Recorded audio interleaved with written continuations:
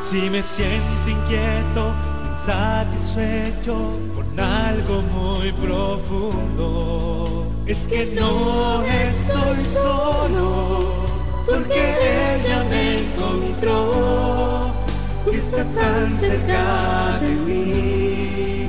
Jesús, ¿qué haría? Jesús, ¿qué haría? Jesús, ¿qué haría? En voz de Padre Jorge Zárraga y Madre Margarita Speiter.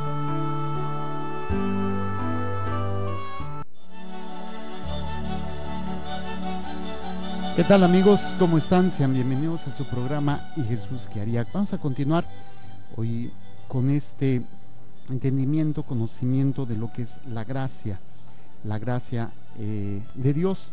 Y veíamos ya algunos elementos que son muy interesantes. Primero, que es un don, es un don, y que la gracia se tiene que vivir en esta conciencia. Veíamos elementos. Primero, que es un don. Decíamos la gracia santificante, haciendo alusión al pasaje de la mujer samaritana en el pozo con Jesús, que le dice: si conocieras el don, o sea, si descubriéramos lo que Dios nos ofrece, nuestra vida sería diferente. Dios lo ofrece, pero no lo hemos descubierto, no hemos abierto los ojos, porque nuestro corazón está entenebrecido, nuestra mente está oscura, no vemos, no oímos, no meditamos. Entonces, por más riqueza, por más belleza, por más grande que sea la gracia santificante, no la descubrimos. Por eso Jesús le dice a la samaritana: si conocieras el don, ¿sí? Pues obviamente no lo cambiarías por los dones materiales o temporales que el mundo ofrece, el placer, el poder, la fama, el dinero. No es en ese ámbito. Por eso es algo que nosotros tenemos que ir descubriendo. Y veíamos también las características de la gracia. ¿Cuáles son? Primero, que es un don sobrenatural, y lo explicamos. Es un don interior, y lo explicamos. Es un don permanente, y lo explicamos. Que sirve para nuestra salvación, también lo entendimos, lo explicamos. Y que Dios nos concede por mediación de Jesucristo. Y eran lo que estábamos viendo. Y vamos a empezar a ver otro elemento muy interesante. ¿Cuáles son los efectos de la gracia santificante? ¿Sí? El primer efecto que veíamos, ayer hablamos un poquito sobre la vida de gracia, o lo que es la justificación, el perdón de los pecados. Entonces, vamos a ver primero un elemento que es muy interesante, y que es de lo primero que nos hace entender y comprender varios puntos, de lo cual a veces no sabemos comprender. ¿Cuál es el primer elemento que vamos a recibir, o el primer efecto? Va a comunicar a nuestra alma la vida sobrenatural, que se empieza a vivir aquí, pero que tiene su plenitud después de la muerte. O sea, la vida sobrenatural, que ya no vamos a estar dependiendo de lo temporal o de lo sensible para sentir que estamos plenos, o sentir que somos importantes o que valemos. Lo tenemos, bendito sea Dios. No lo tenemos, bendito sea Dios. La vida sobrenatural es el vivir, decía Jesús a sus discípulos, ¿no? Están en el mundo, pero no son del mundo.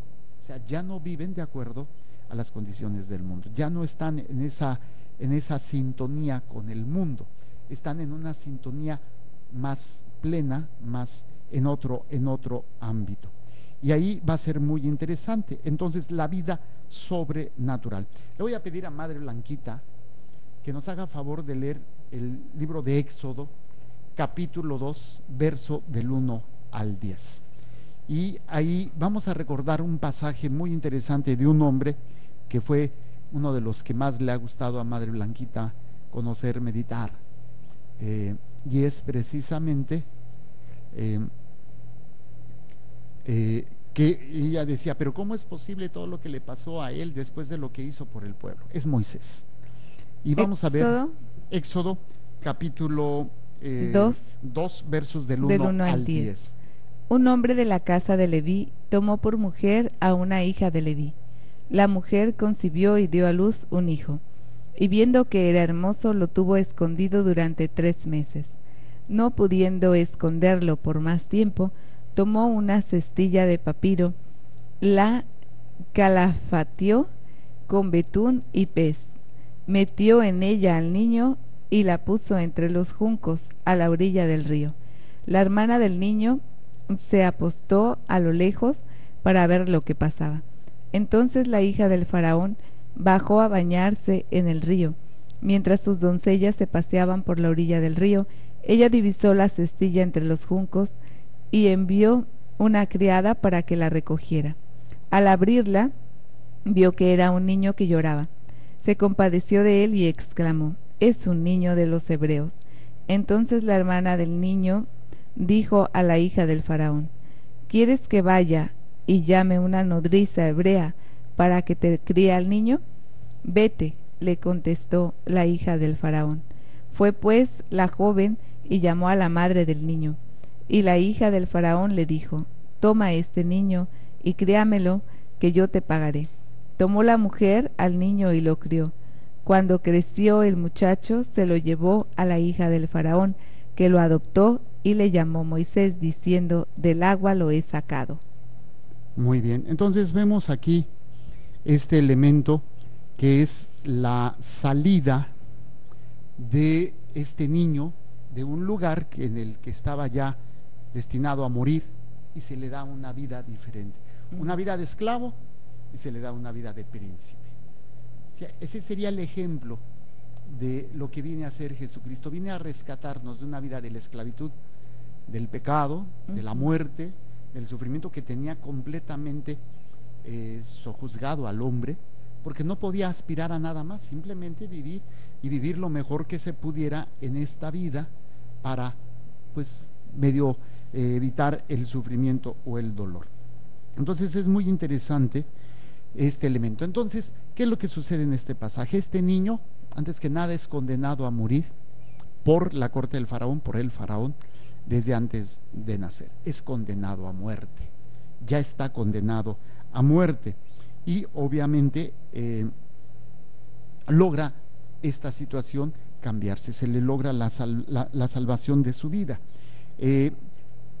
¿Cuál es la diferencia? Si esta mujer, su madre, se hubiera limitado solamente a darle la existencia, así, bueno, pues ya se la di, pues ya lo van a matar, ni modo, pues ya no, pero ella va y hace ese acto de ponerlo en un Moisés, bueno, así se le llama, ¿no? En una canastita, y lo deja que se vaya por el río, con el miedo de que le pudiera pasar algo.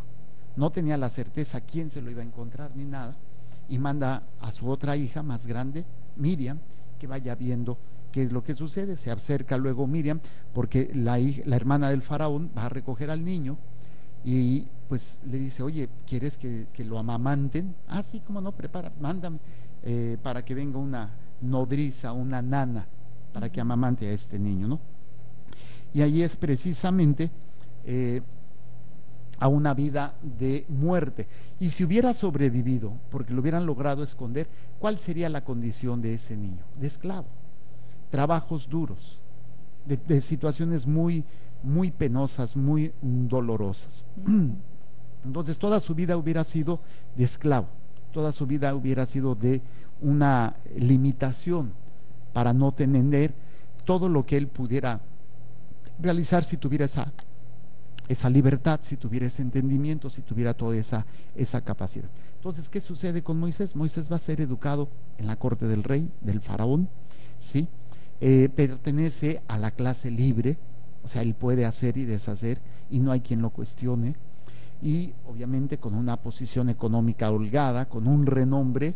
Es el hijo de la hermana del faraón, es un príncipe, obviamente no la categoría del hijo del faraón, pero sí con una categoría importante, ¿sí? No es cualquier baba de perico, tiene una preparación, una educación de acuerdo a su condición de príncipe, su entrenamiento, su fortaleza, su alimentación, todos estos elementos, llevar una vida nueva y más elevada, a diferencia de sus compatriotas, que están muertos de hambre, trabajos forzados, sin la libertad, en condiciones miserables y sobreviviendo. Muchos murieron en ese proceso de esclavitud, murieron por accidentes, murieron por muertos de hambre, o murieron por maltrato, el maltrato que se les daba.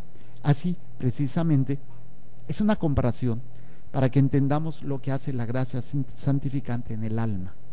Nos hace ser libres, nos hace descubrir la dignidad, nos hace estar por arriba de la esclavitud, del odio, del rencor, del dime y direte, de los chismes, de las envidias. ¿Por qué? Porque no quiere decir que no vamos a estar expuestos a eso, pero en esa conciencia de que Dios ya nos liberó, podemos enfrentar y luchar. A lo mejor caemos y nos dejamos esclavizar, pero tenemos el arma para volvernos a liberar, que es el sacramento de la confesión.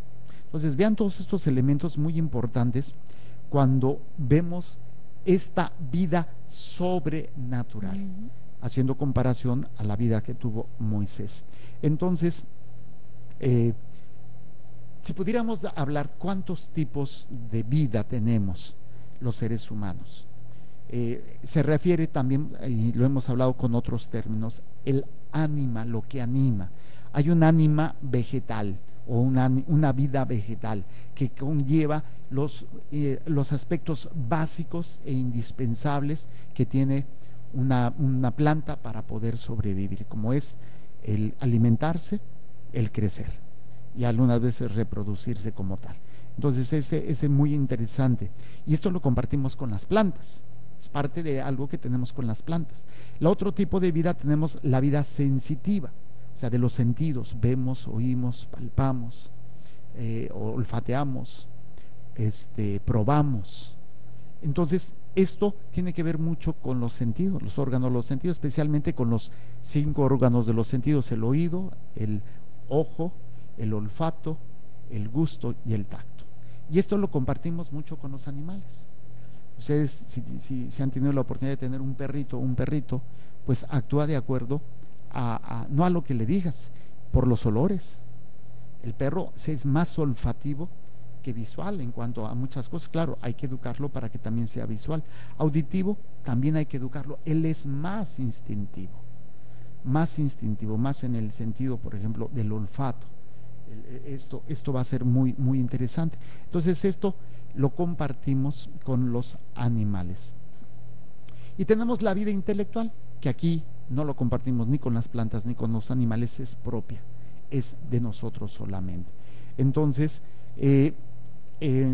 tenemos estos 3 elementos: la vida vegetal, la vida sensitiva y la vida intelectual. Todo esto hace que precisamente nosotros como tal podamos decir que llevamos una vida natural. Las plantas llevan una vida natural de acuerdo a su ser planta, los animales llevan una vida natural de acuerdo a su ser animal, y el ser humano lleva una vida natural de acuerdo a esta triple condición: vida vegetativa, vida sensitiva y vida intelectual.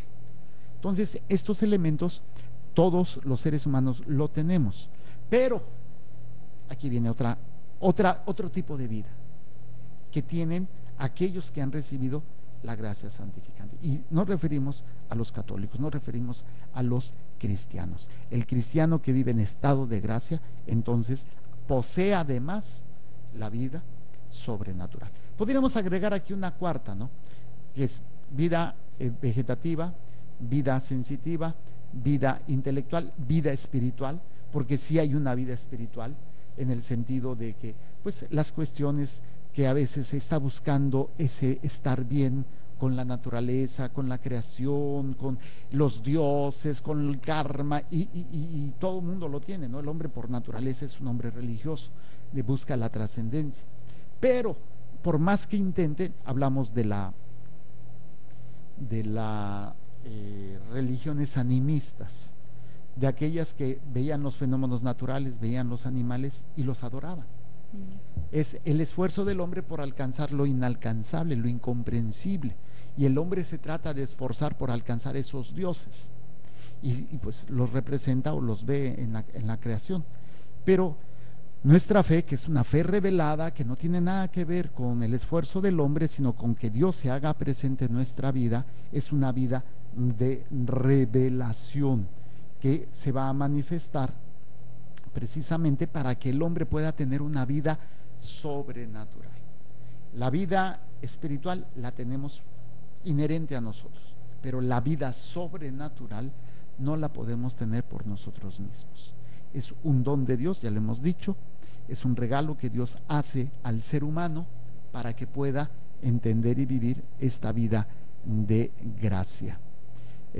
Para poder entender y comprender cuando entendemos esto, vamos a ir descubriendo y comprendiendo qué es lo que nosotros entonces entendemos por la vida sobrenatural. Es algo que Dios va a alcanzar al hombre, va a dar al hombre, no por el hombre, no por su esfuerzo, no por su mérito.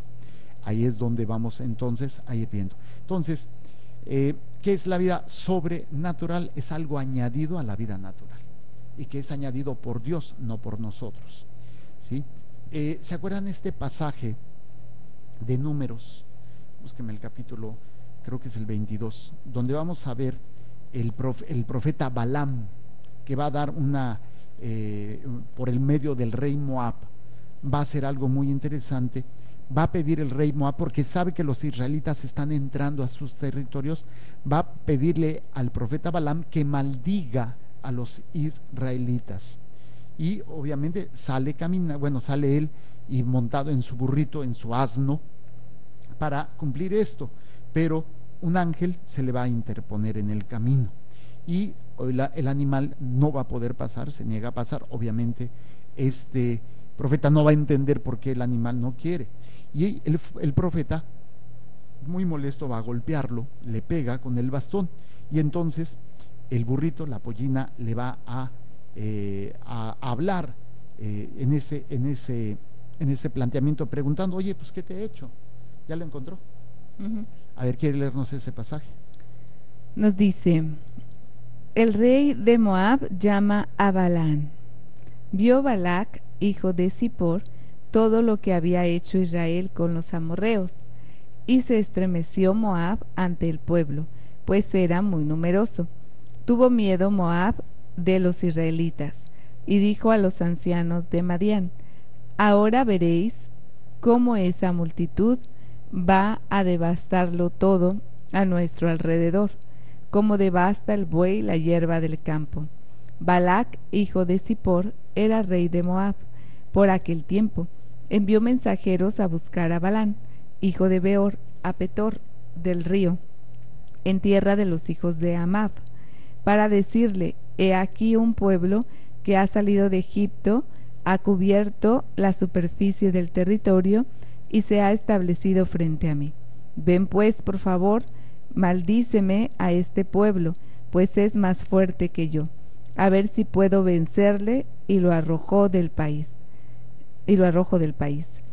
Pues sé que el que tú bendices queda bendito, y el que tú maldices queda maldito. Fueron los ancianos de Moab y los ancianos de Madián con la paga del vaticinio en sus manos. Llegaron donde Balaam y le dijeron las palabras de Balac. Él les contestó: pasad aquí la noche y os responderé según lo que me diga Yahvé.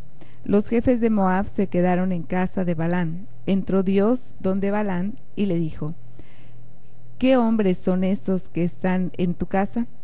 Le respondió Balaam a Dios: Balac, hijo de Zippor, rey de Moab, me ha enviado a decir: un pueblo que ha salido de Egipto ha cubierto la superficie del territorio. Bien pues, maldícemelo, a ver si puedo vencerlo y expulsarlo. Pero dijo Dios a Balaam: no vayas con ellos, no maldigas a ese pueblo, porque es bendito. Se levantó Balaam de madrugada y dijo a los jefes de Balac: id a vuestra tierra, porque Yahvé no quiere dejarme ir con vosotros. Se levantaron pues los jefes de Moab, volvieron donde Balac y le dijeron: Balaam se ha negado a venir con nosotros. Balac envió otra vez jefes en mayor número y más ilustres que los anteriores. Fueron donde Balaam y le dijeron: así dice Balac, hijo de Zippor, no rehuses, por favor, venid donde mí, que te recompensaré con grandes honores y haré todo lo que me digas. Ven, por favor, y maldice a este pueblo. Respondió Balaam a los siervos de Balac: aunque me dijera Balac su casa llena de plata, aunque me diera su casa llena de plata y oro, no podría traspasar la orden de Yahvé mi Dios en nada, ni poco ni mucho. Quedaos aquí también vosotros esta noche, y averiguaré qué más me dice Yahvé. Entró Dios donde Balaam por la noche y le dijo: ¿no han venido esos hombres a llamarte? Levántate y vete con ellos, pero has de cumplir la palabra que yo te diga. Se levantó Balaam de madrugada, aparejó su asna y se fue con los jefes de Moab. Cuando iba, se encendió la ira de Yahvé, y el ángel de Yahvé se puso en el camino para estorbarle. Él montaba la burra y sus 2 muchachos iban con él. La burra vio al ángel de Yahvé plantado en el camino, la espada desenvainada en la mano, y la burra se apartó del camino y se fue a campo traviesa. Balaam pegó a la burra para hacerla volver al camino, pero el ángel de Yahvé se puso en un sendero entre la viña con una pared a un lado y a otro. Al ver la burra al ángel de Yahvé, se arrimó a la pared y raspó el pie de Balaam contra la pared. Él le pegó otra vez. Volvió el ángel de Yahvé a cambiar de sitio y se puso a un paso estrecho, donde no había espacio para apartarse ni a la derecha ni a la izquierda. Vio la burra al ángel de Yahvé y se tumbó con Balaam encima. Balaam se enfureció y pegó a la burra con un palo. Entonces Yahvé abrió la boca de la burra, que dijo a Balaam: ¿qué te he hecho yo para que me pegues con esta ya 3 veces? Respondió Balaam a la burra: ¿por qué te has burlado de mí? Ojalá tuviera una espada en la mano, ahora mismo te mataba. Respondió la burra a Balaam: ¿no soy yo tu burra, y me has montado desde siempre hasta el día de hoy? ¿Acaso acostumbro a portarme así contigo? Respondió él: no. Entonces abrió Yahvé los ojos de Balaam, que vio al ángel de Yahvé de pie en el camino, la espada desenvainada en la mano, y se inclinó y se postró rostro en tierra. El ángel de Yahvé le dijo: ¿por qué has pegado a tu burra con esta ya 3 veces? He sido yo el que he salido a cerrarte el paso, porque este es para mí un camino torcido. La burra me ha visto y se ha apartado de mí 3 veces, gracias a que se ha desviado, porque si no, hasta ahora te habría matado, y a ella la habría dejado con vida. Dijo entonces Balaam al ángel de Yahvé: he pecado, pues, no sabía que tú te habías puesto en mi camino, pero ahora mismo, si esto te parece mal, me vuelvo. Respondió el ángel de Yahvé a Balaam: vete con esos hombres, pero no digas nada más que lo que yo te diga. Balaam marchó con los jefes de Balac. Ya nos pasamos. Uh-huh. Bueno, la idea de todo esto no es más que entender algo. A ver, ¿qué es lo sobrenatural aquí? Lo sobrenatural es la paliza que le puso Balaam a la burra. No. Lo raro es que lo que está pasando en cuanto a que pues él lo monta y el animal camina. No. ¿Qué es lo sobrenatural? ¿O qué es lo raro aquí? Y es precisamente un burro que habla. Eso sí es una sorpresa.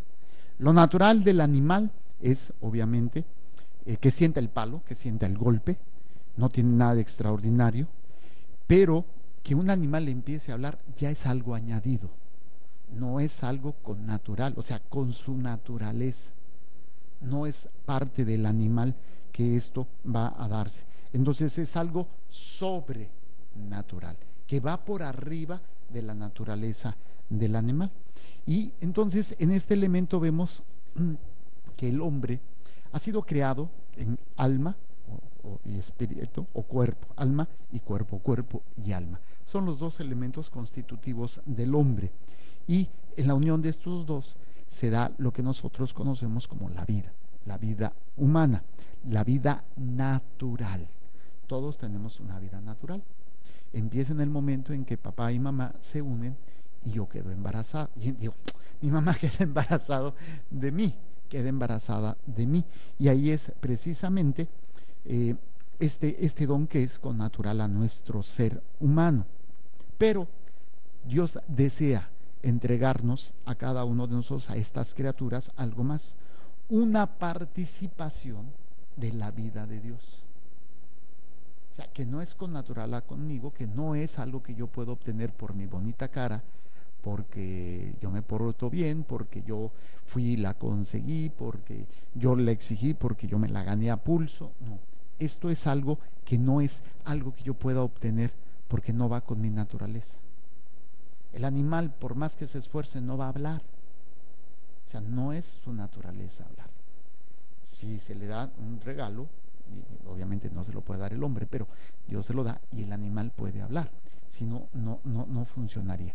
Entonces es precisamente la vida sobrenatural, es una participación de la propia vida de Dios, de esta vida divina. Por eso la vida de gracia es participación de la vida sobrenatural que Dios ha querido darnos. Y es precisamente esta participación de esta vida divina es lo que nosotros conocemos como la gracia santificante. Esta gracia santificante mediante cual nosotros como personas conservamos la vida humana o tenemos esta vida humana sobre la tierra, vivida ya en Dios. Esta vida esta vida que tenemos es parte de nosotros, es connatural, pero la vida divina no es parte de nosotros, no es natural a nosotros, sino que es añadida a nuestra naturaleza, como el ejemplo de la burra, que no es natural que ella hable, se le ha añadido en ese momento y la burra ha hablado, es superior a su naturaleza, por eso decimos que es sobrenatural. Vamos a hacer una pequeña pausa y regresamos. De regreso, hablando de la gracia santificante, y el primer efecto que Dios nos da al comunicarnos esta gracia santificante es una vida sobrenatural. Ya no es un aspecto meramente humano, sino que es algo que se va a producir de una manera extraordinaria, sobrenatural. Y es en este elemento lo que a veces el mundo del pecado nos ha cegado, no lo entendemos, no lo vemos, no lo visualizamos. Porque el hombre está demasiado metido, inmerso en la vida natural, que no es que sea malo, pero cuando su vida natural es lo más importante, descuida la vida de gracia. Lo que Cristo nos ha alcanzado, nos ha regalado, y vale la sangre de Cristo, el sacrificio de Cristo, esta vida sobrenatural. Entonces es importante. Podríamos y nosotros preguntarnos, hacernos varias preguntas sobre este elemento para poder nosotros entenderlo. ¿En qué consiste, por ejemplo, esta participación de la naturaleza y vida divinas? ¿Sería esto decir que la gracia santificante da a nuestra alma la naturaleza divina, nos hace dioses? No precisamente, nos hace partícipes de la divinidad, pero no que nos haga dioses. O sea, somos en Jesucristo el Hijo único de Dios, nos hace ser parte, miembros de Dios, pero no es en este sentido como nosotros, de que el pecado de Adán y Eva, ¿se acuerdan? Serán como dioses, si te comes esto ya no vas a estar batallando con nadie, ni vas a estar batallando con esto, tendrás conocimiento, tendrás todo y no necesitas estarte preocupando por todos estos elementos. La gracia santificante entonces va a comunicar al alma la vida sobrenatural, no igual ni idéntica, sino semejante a la vida divina. No vamos a ser dioses, ni iguales ni idénticos. Por eso dijo, hagamos al ser humano semejante. Vamos a ser semejantes a Dios, pero nunca iguales a Dios. Hay que saber distinguir esto, que ese es el método que tienen todos los sistemas de meditación, la teosofía, el yoga, el Hare Krishna, el gnosticismo, llevarte a unos niveles espirituales, unos niveles de divinidad sin necesidad de Dios, de iluminación, de conocimiento, todo lo místico que manejan estas cuestiones oscuras y y logias y todo, como que es un crecimiento a grados sobrenaturales, pero sin Dios. Y ese es el pecado precisamente del hombre, y es donde muchas veces caemos en esta mentira, en esta realidad. Por eso es importante, vamos a recibir una vida semejante a la divina, pero no idéntica a la divina. No nos hace dioses, nos hace solamente semejantes, imagen de Dios, semejante a Dios. Entonces, ¿cuál sería en lo que se parece la vida de gracia y la vida divina? O sea, ¿en qué sería? La vida propia de Dios es conocerse y amarse infinitamente. O sea, la vida de Dios es un conocimiento, una plenitud en donde Él es Dios y hay esa plenitud en Él mismo. No necesita de nadie ni de nada. En el cielo, entonces, nosotros viviremos de esta misma divina. ¿Cuál es esta misma vida divina? En conocer y amar a Dios. No lo podremos amar infinitamente, porque solamente Dios se puede amar así infinitamente. Nosotros aprenderemos a amarlo como criaturas, a Dios, participaremos de esa plenitud, en donde no hay odio, donde no hay rencor, donde no hay miedo, donde no hay enfermedad, donde no hay nada de aquello que nos esté afectando en la vida humana, en la vida cotidiana. Esto va a ser muy importante para que nosotros podamos conocer y entender esta vida. Entonces, participar de la vida de Dios es llenarnos del amor de Dios, de la plenitud de Dios, de la grandeza de Dios. Esa es la gran diferencia. Y ahí es precisamente, nosotros a tener en la vida del cielo, en la vida eterna, esta experiencia. Conoceremos a Dios como Él es y le amaremos como Él se ama, lo viviremos, participaremos limitadamente, pero vamos a participar de esa vida de Dios. O sea, obviamente no lo podemos imaginar y podemos y debemos creerle a Cristo, a Jesús, por lo que nos ha hablado de esta vida de gracia, de esta vida plena, pero no es tan sencillo. Por eso la razón de la gracia santificante nos hace participar de esa vida, aunque sea de una manera menos perfecta, menos plena, pero la gracia santificante hace que el alma sea capaz de conocer a Dios como Él se conoce, de amarlo, de conocerlo, de estar con Él, de vivir de su vida divina, de vivir de su esencia, ¿sí? Convirtiéndonos así a cada uno de nosotros en seres creados como hombres, que amábamos, pensábamos y obrábamos como hombres, pero que ahora, sin dejar de ser hombres, vamos a pensar, vamos a amar y vamos a obrar de un modo parecido a Dios, de una semejanza a Dios. Y aquí hay algo muy importante que, bueno, ya no vamos a alcanzar a decirlo, lo vamos a dejar para la próxima. Yo creo que sí. Hay un escrito de una Santa Magdalena de Pazzi, que habla sobre esta gracia santificante. Se los quiero leer. Dice: cuando un herrero ha dejado algún tiempo un hierro en el fuego, lo extrae todo ardiente y abrasado. Aunque el hierro no ha perdido su naturaleza propia, diríase, sin embargo, está transformado en fuego, pues resplandece, chispea, quema, al igual que el fuego, y con dificultad se le distingue de una ascua de carbón, de un pedazo de carbón hirviendo. Es más, como el hierro tiene mayor densidad que el carbón, es susceptible de recibir un grado más elevado de calor. Lo propio experimenta el alma en el horno ardiente de la caridad cuando se une al Verbo, quien es fuego que consume y quien vino a traer el fuego a la tierra, siendo su mayor deseo ver el abrasamiento de los corazones todos. En medio de este horno ardiente que el soplo del Espíritu Santo enardece más y más, de tal manera se enciende el alma que, humana hace unos momentos, parece ya divina, transformada enteramente en Dios y convertida por el calor en una misma cosa con Dios. O sea, es esa participación. Sin dejar de ser humanos, vamos a participar de ese fuego, nos vamos a quemar, vamos a hacer ese hierro que va a quemar, pero no vamos a hacer en sí nosotros mismos, no vamos a hacer el fuego, ¿no? Por eso, la gracia, decíamos, es el comienzo de la gloria. La gracia, lo que se viva de gracia aquí, es lo que vamos a tener de gloria en el cielo. lo que vivamos de gloria. La gracia es la bellota, decíamos, la gracia es la encina o la semilla en crecimiento para poderse manifestar a lo largo de la eternidad en la gloria que vamos a recibir. La gracia es el capullo, la gloria es la flor. La gracia es la aurora, la gloria el mediodía. La gracia santificante, en expresiones de San Juan, que es la semilla de Dios, dice: la gloria en el cielo no es sino el desarrollo de la gracia en este mundo. La gloria del cielo, o sea, lo que yo voy a recibir en el cielo, no es más lo que tiene que ver con la vida de gracia que yo viví aquí en la tierra. Vamos a dejarlo aquí. Vamos a continuar, Dios mediante, el siguiente programa. Que el Señor les bendiga y les proteja, haga resplandecer su rostro sobre ustedes y les conceda su favor.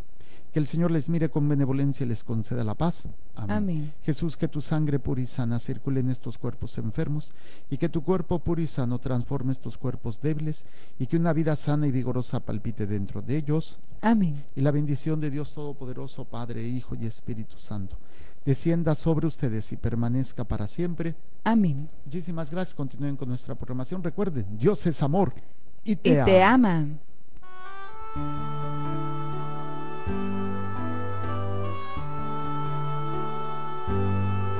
Si me siento inquieto, insatisfecho con algo muy profundo, es que no estoy solo, porque ella me encontró, que está tan cerca de mí. Jesús, ¿qué haría?